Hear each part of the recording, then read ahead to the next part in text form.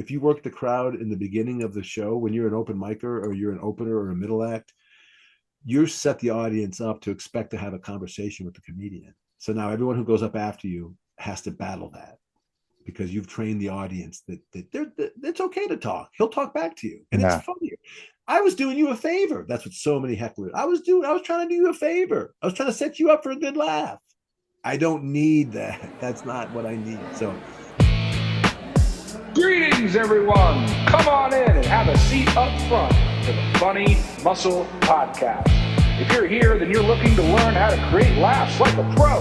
So please help me welcome to the stage your co-host to help you do that, economics professor and open micer Chris Stifler and comedian turned author Mike Lucas.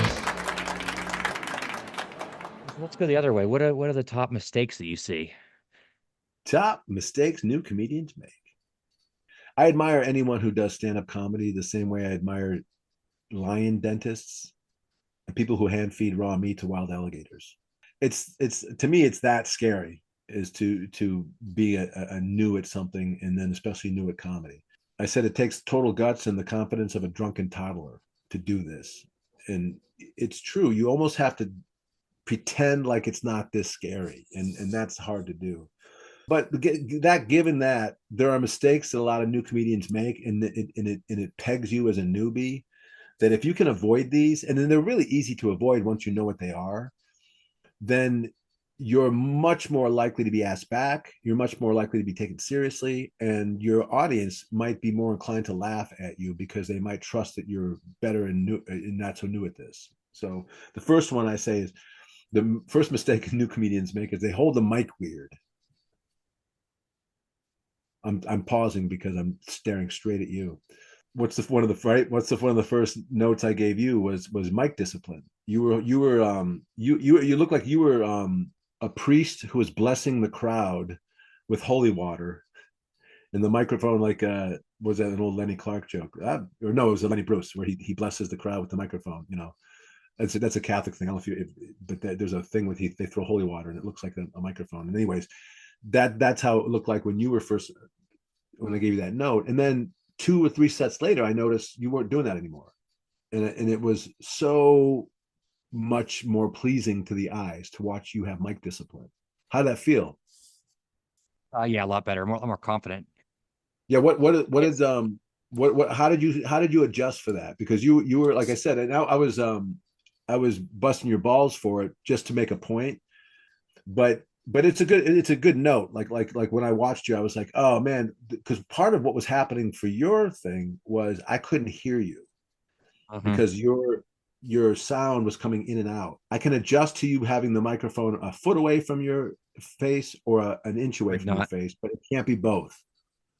I had the same thing happen to my coworker yesterday at a presentation. I was in the back trying to give her the because what she would do is would be right here like this, and it was an older crowd, so that they can't hear as well. But she turned to look at her slide, and then she Oh, talked right.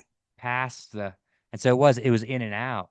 It's like a loud then soft, then loud then soft, then loud, and that's annoying. Even if they can Yeah. hear you, and then that takes away from the rhythm of your joke. They're not going to laugh because all that rhythm that you've taken the time to set up, all that misdirection. Now all they can think about is like, hold that mic still, Jesus, I can't hear you. Especially if they're older. They're old. Son of a bitch, the hell's wrong with you? You got the palsy? Well, here's some jazz cabbage. Uh, do you Yes, Kevin.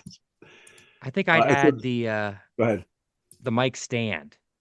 I see the big faux pas here. Like if you ever do the open mic in Comedy Works here on a new talent night on Tuesdays, if you don't move the mic stand between you and the audience, the comedians won't even give you feedback. They'll say you didn't move the mic stand. Better luck in 6 months when you can get on Meaning, again. meaning they want you to not have the mic on the mic stand. No, a lot of them will they'll leave the mic stand, but they'll take the mic off. But the mic stand will be between me and you. Oh, yeah, you can't do that. It's like putting a chair, like stacking chairs between you and the audience. It's like they're That like, right. yeah. So yeah, I thought you meant that they wouldn't talk to you if you left the mic in the stand, because I think a lot of new comedians, No, that's fine. I would recommend you leave the mic in the stand until you're really comfortable with your set, so that when you're pulling the mic out of the stand and unwinding the cord that's wrapped around the thing 6 times, and then you're having to move it to the side, you can still deliver your joke smoothly with eye contact without even looking at what you're doing. Because if you're doing an activity, the audience is going to watch you do that activity. And if you're not watching yourself do that activity, then they're going to watch you listen to what you're saying. But yeah, and yeah, definitely, like, don't take the mic out of the mic stand and then just leave the mic there, like a mic stand there. It's like it's that's just, bust your table kind of thing. I also always put the mic back in the stand. Yes. I seen people hand the mic to the No. next comic, like coming like, oh, that's bad. Yeah. And it like throws the next comic kind of like off kind of like kilter. Well, now you've made them do your work. Now they have to put it back in the stand, and that's not their job. Their job is to introduce the next comic, not babysit you. And that, yeah, those are, like, the mic is a real, like, I would always recommend any new comedian to buy a mic stand and a mic. And even if you don't plug it into anything, get used to taking it out, moving to the side, bring that into the bathroom with you while you're staring at your dreamy eyes in the mirror trying to deliver your set. But for real, like practice doing that. And then if you don't have the money to do that, go to a club when there's no crowd there and practice on that stage. Ask the club owner if you can do that. And it might seem silly, but in the beginning, none of this shit's silly. It's just like this stuff you got to get good at. And so the only way you get good at things is by practicing them. So, that's another thing when I say, something that you can do, get a coach, but also like take a class. That's another recommendation for a new comedian. Like, take a class. Like, there's so many seasoned comedians who are teaching classes, and they just want to help you get over all that crap. That's the crap that any decent coach or teacher who's done stand-up before can help you with those things. And those, like, think about how different you look as a comedian who can walk up there, pull the mic out of the stand while you're telling a joke and shift it to the side and then get a laugh, compared to the guy who pulls the mic out, the cord still wrapped around the thing, and then the stand is on stage, is like a bouncer next to the guy, or in front of the guy, and it looks awful. So Is it hack to do like the lean? You see the people like to put the mic stand beside and then they put one hand on the mic and lean on it. I mean, there's certain things that are like motions that we, associate with comedians all the time. And it's not, I mean, I don't know that it's hack. It's just like it's a common thing. I do see So a lot. Yeah. yeah. So, like, I don't know. I don't think about things like that too much, unless it's like you're leaning on it way too much. And now I'm distracted. A lot of times I would do a bit where I would pretend to lean on the mic stand, and then I would collapse the mic stand and fall down, and then I would be like, perfect, this is how I want it, and then I would just lean on it as if I'm like hunched over, and I was like, I'm comfortable. I don't know how this looks, but I'm comfortable. This is how I like to do my set. So like you can have fun with all those things once you get used to it.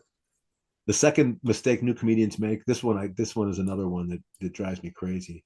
People that they shield the light from the Yeah. It's like, dude, act like you've been there before, man. Get used to every stage you go on is going to be hopefully lit really bright. And when you aren't used to that, it tells us a lot about how new you are, so. But is that different than like say like you're interacting with a heckler and you need to see them and you just do it at one point, but not the whole set? Is that still a faux pas to do that when you're I trying to mean, see one individual? You're blocking your face from the crowd. So Yeah. if you're gonna have to do that at all, do it quick. But I say, like, watch any really really good they very rarely do that, any stuff like that. Like they'll look and Right. they'll ask, could you dim the light or bring up the light so I can see, or dim that light, so like that's how they go about it. But yeah, I mean, those kind of things, I don't know, like I don't call that kind of stuff. The hack to me is there's so many worse ways to be a hack than that, like that kind of stuff. Yeah. That's But does it also tip your hand at like last open mic, this guy walked up and it was his first time, and the first thing he said was, "Man, those lights are bright. I can't see anything." Is yeah, that it just tips your hands? You're like new at this, and like right. you've revealed your cards that you're we shouldn't expect much. Like an electric guitar guy going, boy, that amplifier sure makes this guitar loud. Good Lord. Yeah. This is crazy. What the hell? Can y'all tell that's loud, huh? Yeah. Yeah, it's but that's what open mics are for. Like that's when you go to an open, and that's why you should go and check one out before you get too nervous about all of it, because there's a lot of people that are at that level that they're just like literally taking this in for the first couple of times, and so that's definitely an indicator that that's what's happening there. Okay, the third mistake a new comedian might make: lousy eye contact. Now that to me, when you watch a new comedian, they're typically focused on one spot and one spot only. And that's okay. Like you can get away with that, I guess. But boy, watch what happens when you begin to look around at the crowd, when you begin to make eye contact with people, even if you can't see them, guesstimate where their heads are and go like 2 inches below where the top of their head might be and just Okay. focus there. Even if, you can't directly see them, they'll feel it. They'll feel, and when the crowd feels you looking at them and taking turns going left and right, it really embraces you to them. I'll tell you this story. When I was trying to get work at the Cleveland Improv, the guy who booked it, Lee Herlins, who's a notorious hard ass, so he has us come in on a Saturday morning. It was like 9 or 10 in the morning into the club. There's like, I don't know, 6 of us comedians who wanted to become openers for him. And so he has us come in at 10 a.m. and he goes, all right, go up there and do 5. Really? Yeah, do 5. So it's an empty room. And this, the Cleveland Improv at that time was fit, 300, 500 people. Like that's how big the room was. So you're in an empty 500 seat room, say 400. The lights are on, the stage lights are on, but there's just silence. So that's how like that he wants to see, how do you roll in that? Can you deliver your so me, I'm like, well, this is like doing it into my mirror at home. I've done this all the time. This is easy, but it's other guys who haven't done that. They're like, what? No way. I go up there and I see these other guys go up there and they were so nervous about this idea. And that's what Lee wanted to see. He wanted to see like how do you handle a nerve-wracking moment like this? Because there's some nights where you're not going to get as many laughs. There's a lot of nights where your crowd isn't going to be that responsive. So how are you going to respond? What's your reaction to that level of silence, kind of? So when I went up there, I was like maybe 3rd on the list, 4th. And so I was like, man, I gotta do something different. These guys are just they're bombing, and they all were like, staring in one spot. So I pretended like there's a whole crowd there, and I just started I started walking around the stage. I started looking at people. I pointed to a guy, and I see you, I got you, and I just pretended it, and then I got the gig. I got booked as an opener for that. And years later, he goes, you know why I booked you? He goes, you weren't any funnier than those other guys. You sucked back then. He goes, you did eye contact. I could tell that no matter what, when you went up there first, you were going to look at those people and you're going to bring the crowd into the show. And he goes, that's what I was looking for. So eye contact is really important. And if you don't have that, you're doing yourself and your show a disservice, because you're losing a level of connection. Yeah, you pointed that out. My one set was my completely new 5 I was doing, and I was nervous about the memory of my 5, and I just jumped right in as soon as I jumped on stage. I never acknowledged the crowd.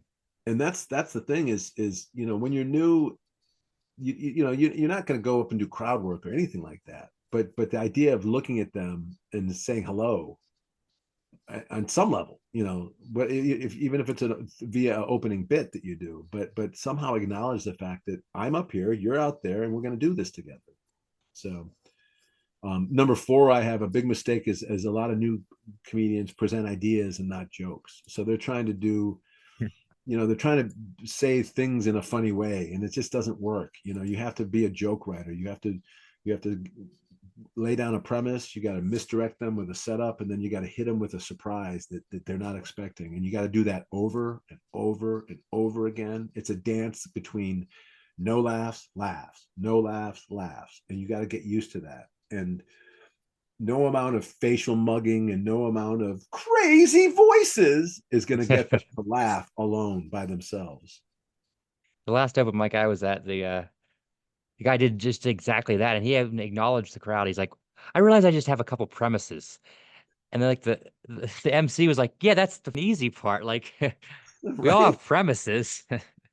How about when you're moving? That's tough, huh? That's tough. Anyway, speaking of tough, meat. Oh, yeah, it's painful, which is why there's so many books and so many classes and so many YouTube videos and so many ways to figure out how to write a joke, and so many people that are doing it that you can watch and reverse engineer. That there's really no excuse to go up there and not have a plan.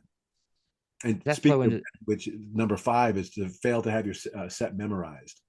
Like uh, that's a big, that's somebody that just didn't do the work. Now, there's nothing wrong with looking at your set list when you're new, like to remember where you're at and stuff like that. But you should really have worked your act out in your, verbally, so that you can present on stage what you did in rehearsal. And when you don't have that, like if you forget where you're at, or you forget the jokes that you were going to do, it just shows that you didn't prepare. And so that's yeah. just an indicator that you're brand new. I do like the trick of taking a drink on stage on the stool. And so when you do take a break and just sip your drink, it looks like you're relaxed and you're confident and you're just wetting your mouth so you can say the next joke, but then you're peeking at your set list. It's a great move. Now, I'll say this: there's good ways and bad ways to do that move. I watched you do one of the bad versions of it, and I think I gave you a note on it. No, but it was good because it gave you because you had the right idea, but what you did was you told a joke, and right when they started laughing, you turned away from them and went for the drink. Yeah. So they immediately stopped laughing because they were watching you, like, oh, what's he doing? Like, he's obviously wants us to follow along here. So the best way to do that move is to let them laugh, enjoy the laugh for half a second, and then have it occur to you that you're thirsty, and then move over there. But that's being nervous about moments of silence. It's Yep. scary, you know. Oh, and then number 6 is, we talked about this in the last podcast, which is the idea that a new person often speeds through their set. You don't give the audience a chance to laugh. You're so nervous that you're basically rattling off the things you memorized. Hmm. Good night. And it's like, I did stand up. I said all the words I had prepared, and I said them in less time than I thought it would take. Like, yeah, because you didn't give them a chance to laugh. You just rattled through it. And it's so funny to watch a lot of open micers that just step on their own laughs Yep. because they're so nervous about getting to the next thing. And a pro really just knows their set, so they're just like, they know they've been through it so many times that they know how the laughters go. Like, they go, oh, this is one of those laughs. This is going to take a minute.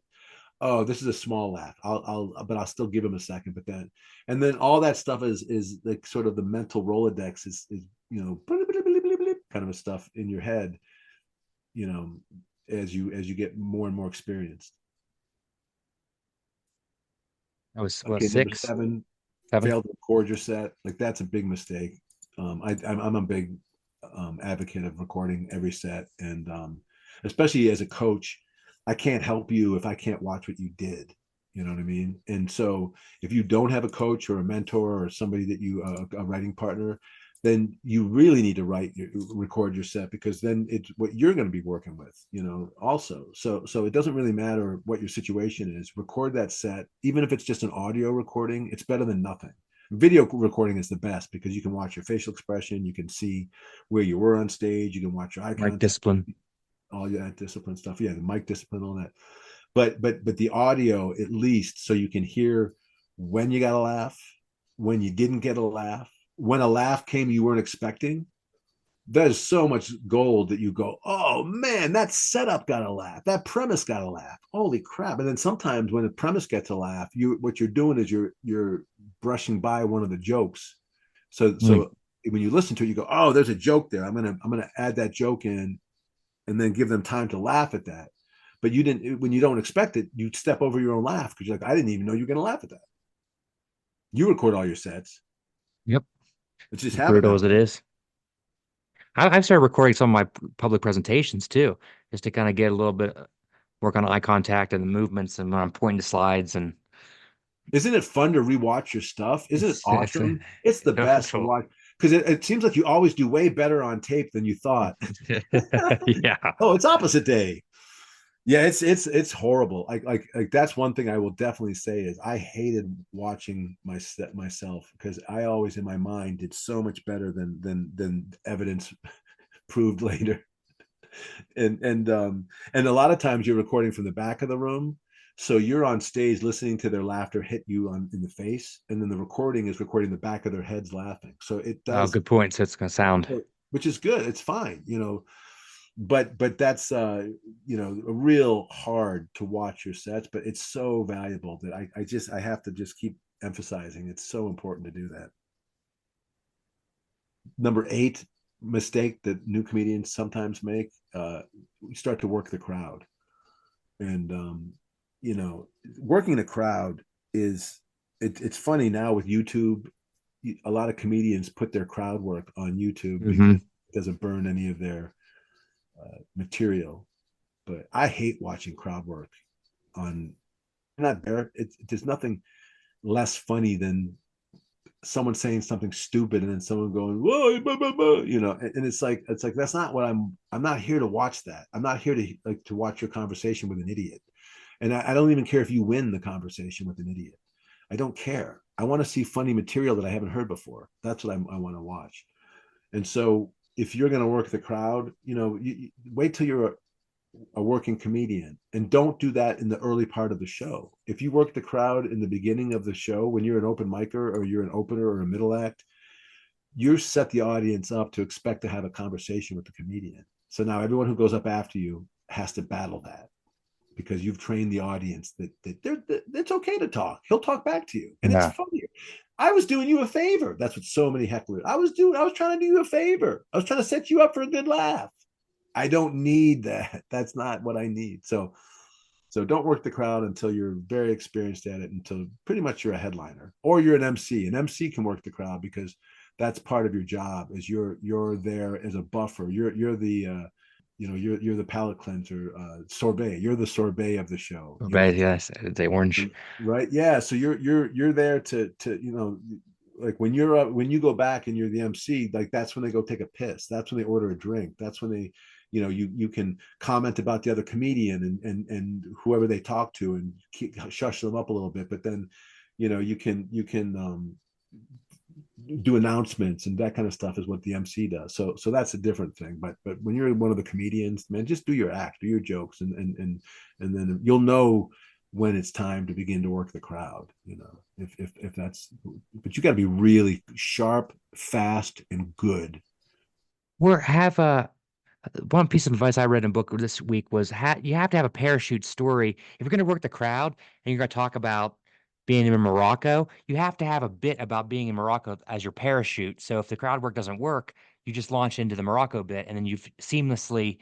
But I see a lot of open micers, they have no parachute story. They're just asking open-end question. And when they get no one to interact with them, it's like a dud and they have no momentum.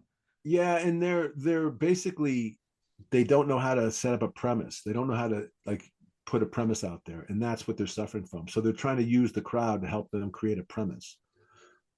So anyone else have depression? Yeah, I've got Oh, depression. I So hit a let's lot. talk about depression. That's And it's like, just skip that part. That's all. What is Kevin Rogers calls that, throat clearing. That's all throat clearing. Like get that. You don't have to do that out loud. And that goes to the number 9 mistake that new comedians make, which is ask questions.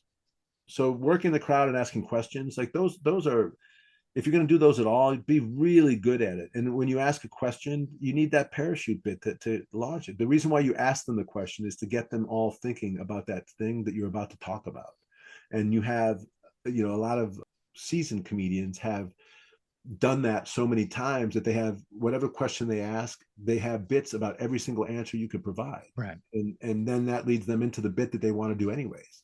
So there's a method to their madness of asking a question. But when you're new, you don't know that. You don't know that that's the purpose of asking a question. And you don't know that that's sometimes the purpose of working the crowd. I remember Ken Evans was a comedian that I worked with. He's really funny. And he would have a thing he would do about cars. And he would ask them what car they drove. And he would have a bit about every car that anyone could possibly shout out. And then if there was ever a bit he doesn't have about it, he would riff it. And if and their chances are, because he's in the rhythm, he gets a good one, and then he adds that Yeah. to the list. It's the same with giving presentations on, tax policy. I get the same questions for 10 years. I have a jokes now built in and I've recycled them over and over. Right. And I can't believe you riffed that joke so quickly. That was amazing. Well, that's the ninth time I did that joke, because you're the ninth person to ask me that in that moment. Hmm. Yeah, and that's yeah, that is, again, asking questions and working the crowd. It's just advanced moves. And so when you're new, like, you just don't go there. Like, just get your act down first. Get your 5 minutes down, then your 10 minutes, then your 15 minutes, because that's the goal. Is you're just trying to build to a 15-minute set so you can begin as an opener and as an MC and start working. Right. And if you start asking questions and work the crowd, if you speed through your act and you're presenting ideas and not jokes, you don't have your shit memorized, like, there's no way someone's going to hire you. Why would I want you to be MC? Because I'm not going to hire a newer comedian to be my headliner. I'm going to hire you to be my opener or my MC. So I need you to know that you can do these basic things before I ever trust you with more than 10 Right. minutes. It's the same with crowd work. The open mic, when there's only 6 people in the crowd and the couple has been picked on for 2 hours, they don't want to be picked on. They're like, I came here just to enjoy a beer and listen to comedy, not be, oh, do you have a dog? Oh, where did you guys meet? And Over and that's over. what one of my clients was asking me about that. She was like, it's okay to ask questions, like, to set up your next joke. And I was like, no, I don't agree with that. I said, like, find a better way to state your premise. You should always statements, like in improv, it's classic. No questions, statements. What a question is saying, I got no idea what to say here. Why don't you give Right. me the idea? And that's what you're putting it all. The onus is all on the other person. And so, that's when you're asking a question to set up your own premise. It's like, again, it's like, anyone else here have a dog? Well, my dog is like da, da, da, da. And it's like, just say you have a dog. Just start talking about a dog. I have a dog, and this dog, I swear, can talk.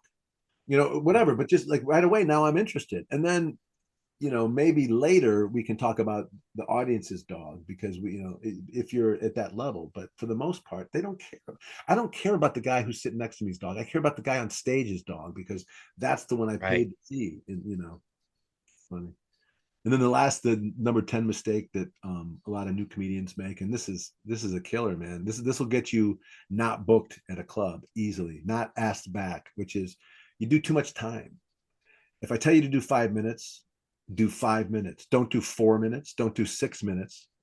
Don't even do 4 minutes and 50 seconds if you can help it. Do 5 minutes, because that's when my MC is going to expect to have to go back on stage. And if it's not in 5 minutes, I'm going to be pissed. And then typically they'll give you a minute light or 30-second light. They'll tell you which one it is. And then just time it out. Like, whatever my closing bit is, make it sure it's a minute or a half a minute long. And then just when you see that light, start that closing bit, wrap up whatever you're talking about and get to that closing bit. Because you'll do more damage by going over your time than you can possibly imagine. It's so disrespectful. It's disrespectful to the other comics, to the owner, to the booker, because it says, fuck all you people. I want to do more time, so I'm going to do it. And that's what it implies. Even if that's not your intention, that's what it implies. What was the light before? Because now the light is just your cell phone flashlight. What was the light before iPhones? We used to use torches. What we'd do is we would take gaslit torches, and in the back, and then if there was a minute left in your set, you'd always hear whoosh, and that was, Like, we call that the lighting of the torch. And then one see if I land, lights. two if I see. Believe it or not, they would use a flashlight, Huh. like a literal flashlight. They a lot of times what you do, and a lot of comedy clubs have candles on the tables. So somebody or some kind of a light on the table, like a mood light. So somebody in Oh, the MC would pick one of those lights up and then hold it up in the air and wave it back and forth. And so it would be in your visual line of sight. You could see that very easily, because no one else is doing that. And when you see that, it's like, now sometimes I've seen it where I just one of my clients was on showing me one of his sets, and he was like, "Is that the light?" Okay, and he was like, "Oh, it's not the light." I was about to wrap up, and it turned out there was someone in the back that did that with they were trying to find something with their candle, so he Oh, thought they were giving him the light. So you got to be careful with that one, but and then you should acknowledge the light. Like you see veteran comics, like they'll go tiny little nod so the MC exactly. knows that you saw the light. It's a unspoken nod. There's just a little like a little twitch, a little, and if you don't know what it is, you wouldn't even know what it is. And then any comedian will know what it is. Anyone comedian will know he's wrapping up. She's wrapping up. She gave the nod. She gave the, or you could give a little wave, or you could give a thumbs up if you Yeah, really want I've to, seen that too. you know, But the light is not the minute light is don't rush. You still got a minute to you got a minute. do You a got 60 bit. I seconds. see some people like like get panicking, like feel like they have to like they're telling them get off now. But it's normally a minute. Yeah, and that's why you should have your set planned out. You should know what your time is like, and then you should if you're because sometimes what happens is the crowd's really good, and you're like, oh crap, I'm at my 3 minute bit, and I got a minute left. I can't do 2 minutes worth. So you have to practice bailing on certain sets or certain Hmm. bits in your set to get to the final closing piece. Like figure out what you want to close on and then reverse it from there. But don't like squeeze that. Like I made a big mistake I swear it must have hurt me, but when I was at the Montreal Comedy Festival, I was at the New Faces, and I went over, and no one said anything to me. No one was mad. Like no one was necessary. But I don't know. I'm sure I pissed somebody off. But I was trying to get to my closing piece, and I was in the middle of another piece when I got the light, and I couldn't just bail on that piece. So it was a really awkward situation to be in, and that's on me. That's on me. I need to be a better planner when it comes to what my set looks like, so that I know that when I get a light, I can wrap up whatever I'm on, and then I have a minute left of that other bit. So that's just part of being a pro. Yeah, practice. So much practice. It's it's fun though, man. It's like that's the thing. Like I know I talk about how hard it is and how challenging it is in the beginning, but man, the dopamine hits you get when you hit a laugh, when you get one of your new jokes get to laugh, or one of your new tags pumps up a laugh, an old joke you used to get, and then you see it expand a little bit, and it's just Yeah. like, oh baby, it's the best feeling in the world. And then when you start to get a little more comfortable, like you're at that phase now, it's a cool phase you're at, part of the development phase, because you're getting more confident now. Like you're having some success. I'm watching your sets and you're getting laughter. You're starting to build a rhythm. And that's fun, man, because now when you go up there, you're not going, I'm going to suck. I'm going to die. Oh God. Hmm. Oh God. There's some hope in your heart that you're going to actually do pretty well, because my last two sets went really well, and you have a higher bar now that you're having to hit. And now some of the sets that you're having, you might not like, because you're like, that's under what I know I can do. I've had better Mm. sets than that. And so then your job is to figure out, why did that set not go as well? And you can't blame the crowd, because the second you start blaming the crowd, and someone like Dwayne Kennedy walks on stage. Do you know Dwayne? Chicago comic. He's one of those guys that like he should be a household name, but he's a comedian that is one of the most brilliant writers and performers. And he'll go up on an open mic crowd because he's just that guy. He's a pro, he's a headliner, but he'll go up on an open mic crowd and you'd be like, this crowd sucks. And then Dwayne will go up there and just kill. And you're like, shit, Mm. it's not the crowd, it's me. Damn it. And it just takes someone like that to just go, look, because he's always got is he's got fresh ideas. He knows how to present them. So even his new material is intriguing and interesting if it's not funny. So he can just get that crowd up there. And it's not like he's doing his old favorites and that's why he's winning every time. It's because he's a pro, man, and he knows how to win that small crowd over. And he doesn't do his big crowd material in front of a small crowd. He does a different Mm. approach. And I've seen him in front of a big crowd, just huge applause breaks. But a small crowd, he approaches it differently. He's like a jazz musician almost in that way. Like every tune's different, my man. You gotta listen to the bass, baby. I think I'd add if I had more than 10. I think that some people advice that you gave me is to acknowledge when a bit didn't work Yeah. in your clever kind of persona way of doing it. And don't blame the crowd. Don't like admit it's the worst to go, oh, that joke normally gets a better laugh in a smarter crowd or like And recently or we blame learned don't blame your writers either. Did you see the guy who yeah. said, he made a big mistake? Like it's okay to bomb, but don't blame your writers. Take it. Oh It's yeah. me. This one's on me. And if you acknowledge, like you can't keep acknowledging it. Well that sucked. Boy, I suck. I suck. But there's ways to do it that which within your comedy lens and in your persona that can where you acknowledge what the whole room just witnessed. Correct. They address the crowd, you address the elephant in the room. And you gave me my persona, my Professor Schiffler, shouldn't the premise be a lot faster and shouldn't there be a laugh to that joke? Or so Professor that's my Stickler, persona. it would almost appear that that would be a moment where laughter should happen, but it didn't happen. Is that weird? Does that feel weird? How's that feel for Yeah. you right now? It doesn't feel good. I got to be honest. It doesn't feel good. Yeah. I'm working on that. I'm trying to practice that kind of stuff in the mirror. Yeah, and that stuff, man. Those are all the things that are fun to do as you get better and better, because then you start acknowledging, like you said, the elephants in the room, and there's a whole shit ton of elephants that can be in that room. Boy, this lighting in this room sure could use some work. Boy, the sound system here is a little bit rough. And there's ways to say, without mocking the room, but like there's ways to acknowledge that there are elephants in the room. That allow the audience to go, oh, okay, he saw that. Phew. And they're not distracted by it. So they're more likely to kind of lean into your bit when they're not distracted by the elephant. Or I've heard people use the term call the room. If someone drops a plate or drops their beer, you can't ignore it because everyone's heard it. Yeah, I mean, one of those classic jokes is, you hear that? That's someone losing their job. That's an old, like, that's kind of a hack, bit. But that's that calling out the room or whatever, or if someone heckles you, one thing to do is ignore it. Like if it's a really professional room, like if you're, like, say, working at an improv, that heckler will be taken care of by someone in the back. Like, no, they won't allow that heckler to exist if you just ignore them. Now, sometimes it's just unignorable, and you just have to deal with it. And that's, depending on what room you're in, depending on how they handle that. Some clubs won't even talk to a heckler because they figure that's your job, unless it's someone who's abusive and is ruining the show. And then usually you can work out a signal with the bouncers. Let's buy that guy a drink. And that means Let's buy get him that the guy a hell out. salty nipple. Or you have a drink that doesn't exist that you.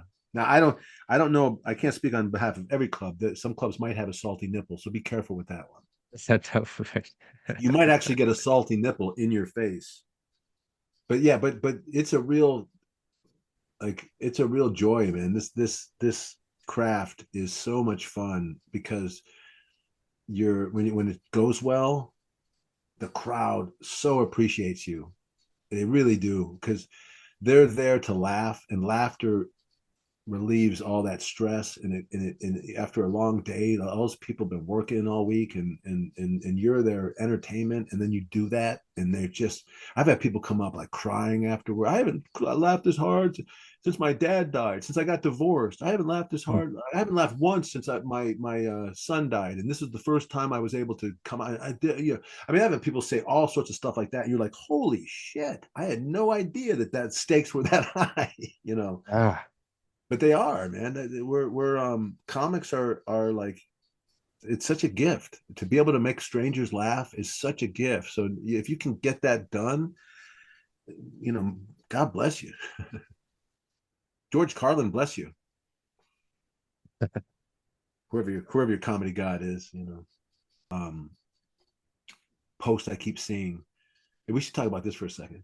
There's this Facebook post I keep seeing that says comics you don't think are funny, and then people are taking turns putting up a name, and then people like say stuff about that comic, and I was like, what are you, why, what are, like it's hard enough to do this, but now you're going to try to like put people on notice by like, and they're saying things like Jimmy Carr, Wanda Sykes, and like it's like people like comedy is so subjective that the idea that because I don't think someone's that funny to me, that means they're not funny at all. Like that's such an egoic way to look at this craft. It's like, man, there's so much music that I don't prefer, but that's done by really great musicians. You know what I mean? So the idea that like that because that comic doesn't make me laugh, they're a shitty comic is what I have to say to that. So don't participate in those kind of posts. Don't add to that. Like if you're a really good comic and you really want to do this and you really like respect the goddamn craft, respect anyone who gets up on that stage and tries this, even if they're not that good. They've got more balls than most of anyone else who doesn't have the guts to get up there. So don't participate in that kind of shit, man. That I really can't stand that. That really gets my goat. It grinds my gears. It does grind my gears because like it's so easy to pick on things. It's like so easy to go that sucks. That's that. Yeah, but And it's like, those well, it's people are not for awful. you. But that doesn't mean it sucks. But it's not for you. That's this is America, man. America is made for choices, motherfucker. Don't be mad because you don't like Captain Crunch and you like Post Toasties and so Captain Crunch sucks. No, it doesn't. That's personal. Everyone takes it personal too. Like, Ah, so funny. Yeah, it just really makes me mad. Like I don't like when you take someone down like that. Like now, if someone does a move that's not cool, like that's okay to call that out. Like that's okay, you know. Like are on the edge as a comedian. You're always on the edge, and sometimes that involves substances. So you'd learn very quickly, and you got to be accountable for it and all that. I've had bad nights. I had one night I did on a cruise ship and I was on pain medication and I drank and I got up on stage and I literally couldn't talk within like 2 minutes of my act. All that kicked in. I was fucked, man, and I got called in and I got they were and I was just like, man, I'm so sorry. I go, I'm on this medication. I just felt. I go, that's my bad. So then the next night I went back and the whole place was packed because they saw me get taken off stage basically because I couldn't perform. And so I came back the next night and they go, you got one chance. If you want to finish this cruise, we're going to fire you unless, you have to get back up there and apologize. I was like, yeah, no, of course. I go, that was horrible. I go, that was so unprofessional. I'm so sorry. So I next set, they bring me up and I get up there and the place is packed because they know that happened the night before and it's a cruise ship. And so word gets around. So I get up there and I go, hi everybody, it's me again. It's great to be back. And like I'm just God, and then I launched into my act and I killed. I had like the best set of the week, on that night. But it's like so like you can't judge other people because you like before you know it, you're gonna be going through that same thing yourself. And I mean I don't recommend that at all. I don't recommend like just be sober or at least like not that buzz when you're doing it.